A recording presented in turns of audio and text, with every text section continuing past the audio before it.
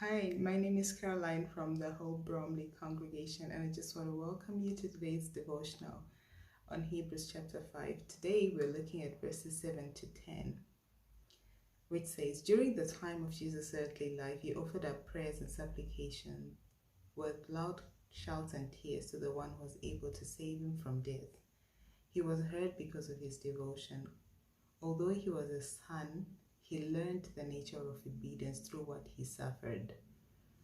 When he had been made complete and perfect, he became the source of eternal salvation for all who obey him, since he had been designated by God as a high priest according to the order of Melchizedek. Like most passages in Hebrews are found as these three verses packed, and at the same time may be difficult to comprehend. But I like the portion or the sharing that Tom writes about the scripture, about this portion. He tells a story around a father who was just about to hand over his business to his son. And before he did that, he takes the time to take the son through the operations of the business, from marketing to sales to managing human resources and even to finances, so that the child or the son would be ready to take over the business and would understand the operations of the business. And he likens this to verse 8, that although Jesus was God's son, he learned the nature of obedience through what he suffered. So one might have thought that being God's son would simply be a matter of sharing God's rule in the world, living in glory and in bliss, but certainly not so. God, who is the Father of Jesus, made the world in the first place, and he remains deeply committed to his creation, even though the creation had become wayward and corrupt. And so if Jesus must rescue this creation from this mess, he must learn obedience, and he must also learn what creation is about. That really takes us to verse 9, which says Jesus was made complete.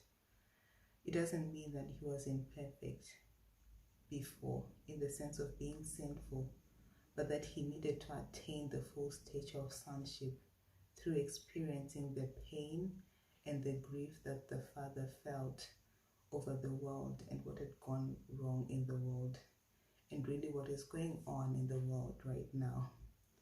He became truly and fully what is in his nature he was already, and that the writer in Hebrews terms that he was made complete and perfect. Now the writer must have also been referring to the story where Jesus was in the Garden of Gethsemane, which is told in Mark 14, where he retells the story with how Jesus, with loud shouts and tears, he prayed in increasing agony that he might be spared from the coming fate.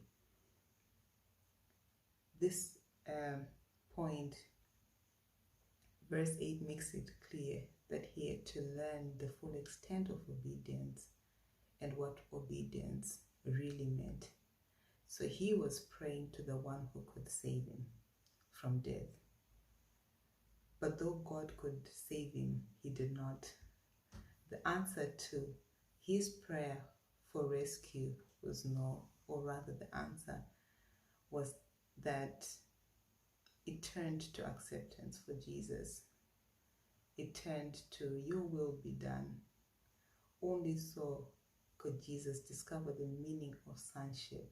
Only so could he become the high priest that God had destined him to be able to sympathize with us in our darkest moments.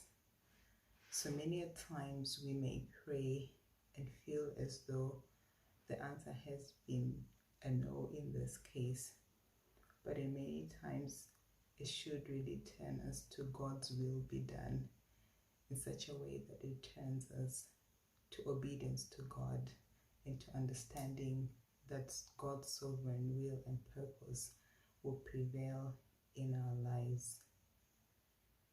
May this devotion today help us to see that God, through Jesus Christ, is deeply concerned about our lives, and His sovereign will prevails over our lives. God bless you.